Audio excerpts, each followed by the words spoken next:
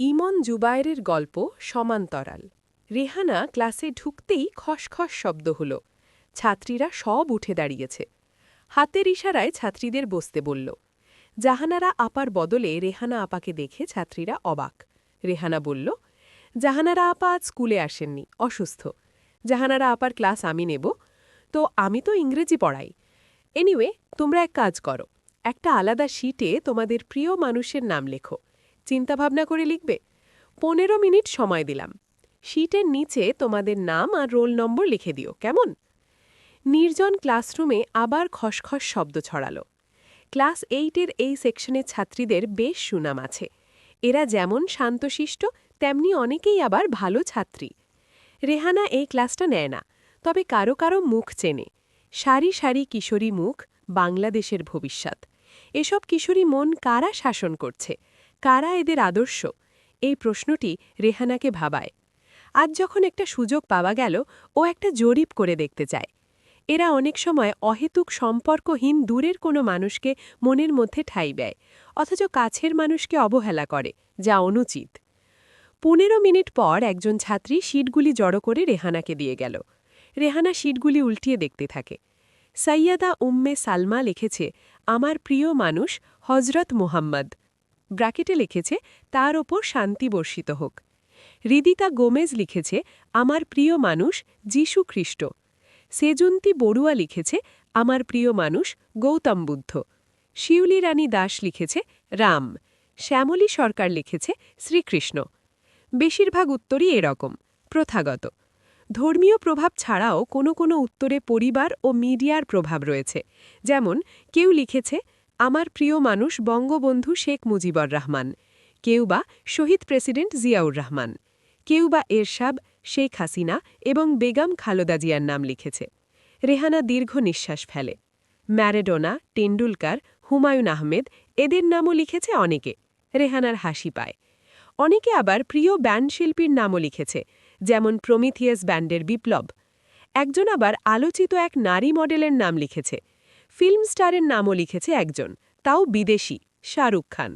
রেহানার হাসি পেল, যেন জ্বর এলে শাহরুখ খান মাথার পাশে বসে থাকে। রোল নাম্বার 3 লিখেছে, আমার প্রিয় মানুষ ভারতের টেনিস তারকা সানিয়া মির্জা। রেহানার হাসি পেল। রোল 3 কার? জিজ্ঞেস করল। আমার ম্যাডাম। ফর্সা ঢেউ খেলানো সোনালি চুলের একটি মেয়ে উঠে দাঁড়াল। তুমি লিখেছ তোমার প্রিয় মানুষ ভারতের টেনিস তারকা সানিয়া মির্জা? Yes ma'am. তুমি কি সানিয়া মির্জা পার্সোনালি চেনো? না ম্যাম। তাহলে? টিভিতে দেখেছি, বলে মেয়েটি চুপ করে থাকে। জ্বর এলে কি সানিয়া মির্জা তোমার মাথায় হাত বুলিয়ে দিয়ে যায়? মেয়েটি চুপ করে থাকে। তোমার প্রিয় খাবার কি ওই ভারতীয় টেনিস তারকা রান্না করে দিয়ে যায়? মেয়েটি চুপ করে থাকে। তাহলে বলো, জ্বর এলে কে মাথায় হাত বুলিয়ে দিয়ে যায়? মা। তাহলে? মেয়েটি চুপ করে থাকে। ভুল বুঝতে পারল কি? বস। একজনই কেবল লিখেছে, আমার প্রিয় মানুষ আমার মা।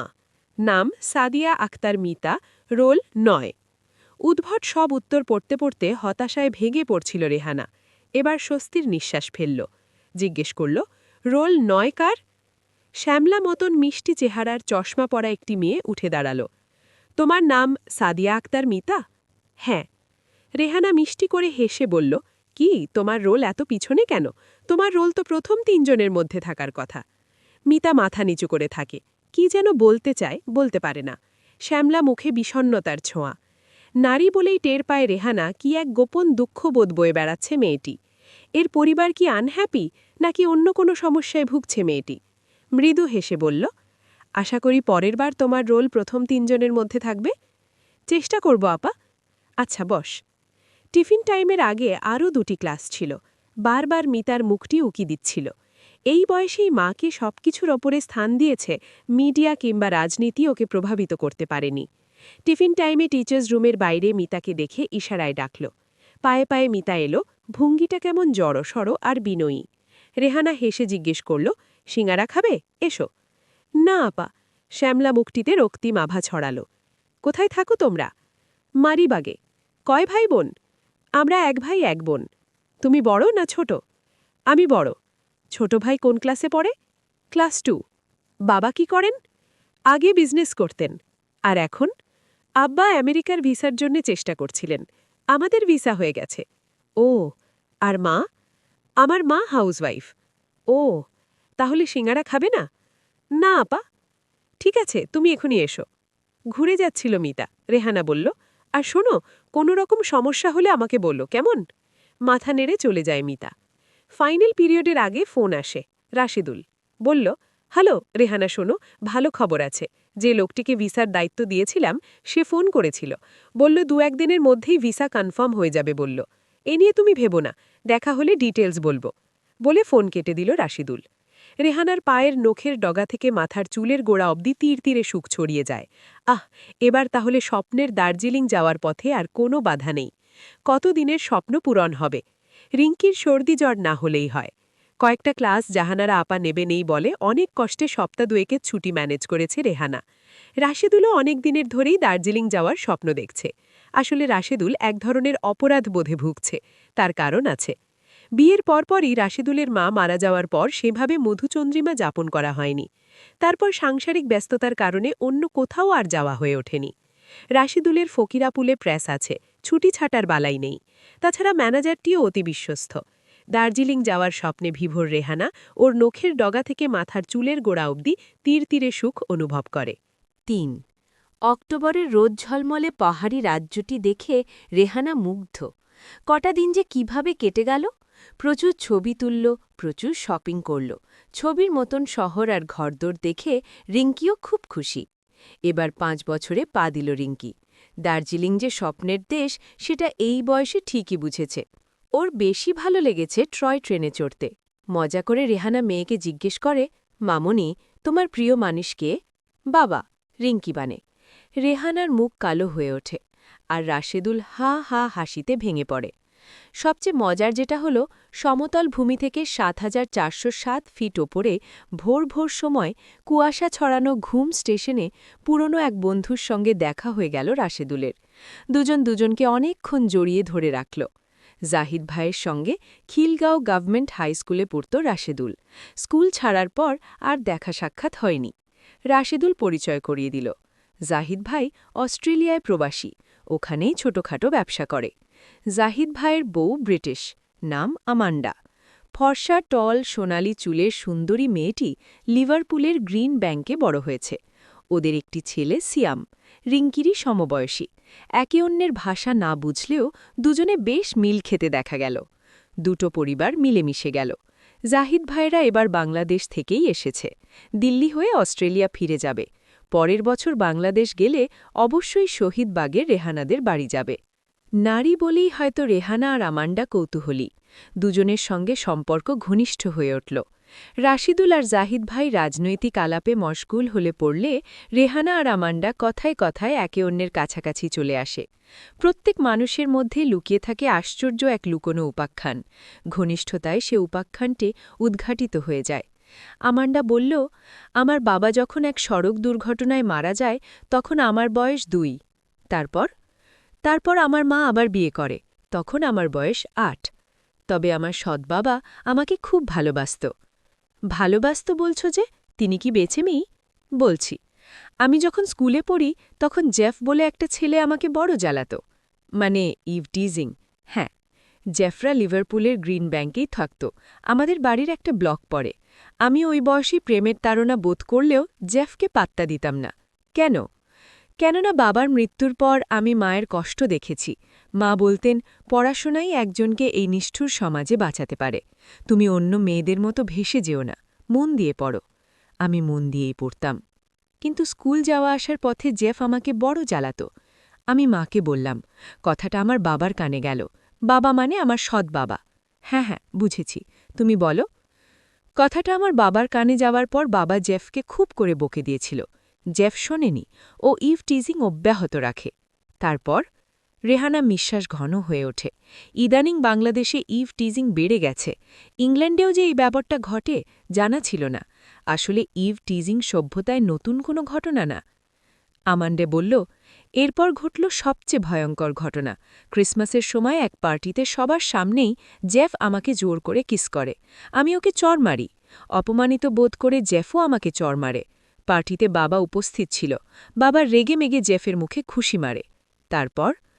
তারপর আর কি, টেবিলের ওপর কেক কাটার ছুরি ছিল। জেফ দৌড়ে টেবিলের কাছে গিয়ে ছুরিটা নিয়ে বাবার পেটে ঠুকিয়ে দেয়। 2 দিন মৃত্যুর সঙ্গে লড়াই করে বাবা মারা যায়। ওহ! শরীরে শীতল স্রোত টের পায় রেহানা। ফুপিয়ে ফুপিয়ে আমান্ডা বলে, বিশ্বাস করো, জাহিদ না, সিয়াম না, এমনকি আমার মা না, আমার সৎ বাবাই আমার প্রিয় মানুষ। রেহানা কেঁপে ওঠে। ঢাকায় ফিরে জাহানারা আপাকে ফোন করল রেহানা। রেহানারা কলকাতা হয়ে ঢাকা ফিরেছে। জাহানারা আপার জন্য তসরের সিল্ক আর ধনেখালি শাড়ি এনেছে। স্কুলের নানান পলিটিক্স আর ঝুটঝামেলার মধ্যে ওই একজনই তো সত্যিকারের ওয়েলউইশার। জাহানারা আপা গম্ভীর কণ্ঠে বললেন, তুমি এখনও কিছু জানো না রেহানা? না তো, কি হয়েছে? রেহানার বুক ধক করে ওঠে। ক্লাস 7-এর সাদিয়া আখতার মিতা। হ্যাঁ, ওকে চিনি, সেদিন ক্লাস নিলাম। কি হয়েছে ওর আপা? ওর কিছু হয়নি, তবে হতে পারত। কি হয়েছে আপা, প্লিজ খুলে বলেন। রেহানার শরীর কাঁপছে। মুরাদ নামে একটা ছেলে মিতাকে স্কুলের যাওয়া আসার সময় উত্ত্যক্ত করত। হ্যাঁ, তারপর? রেহানার নিঃশ্বাস ঘন হয়ে ওঠে। মিতা ওর মাকে খুলে বলে, তারপর থেকে ওর মা ওকে স্কুলে দিয়ে যেত, আবার ছুটির পর নিয়ে যেত। তো তুমি যেদিন ইন্ডিয়া রওনা হলে সেদিনের ঘটনা।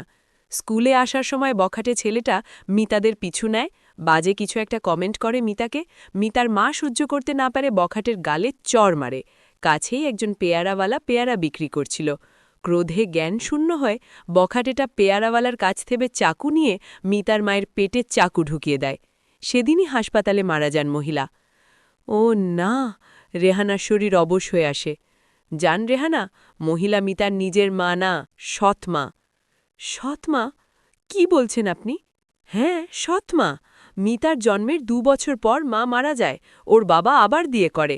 মিতার এক সৎ ভাই আছে। রেহানা অবশ বোধ করে। আশ্চর্য! মহিলা মিতার সৎ মা। সৎ মা ছিল মিতার প্রিয় মানুষ। গোটা ক্লাসে সেদিন একমাত্র সত্যি কথা মিতাই লিখেছিল। সবাইকে হারিয়ে দিয়েছিল মিতা। পাশাপাশি আমান্ডার মুখটিও ভেসে উঠল।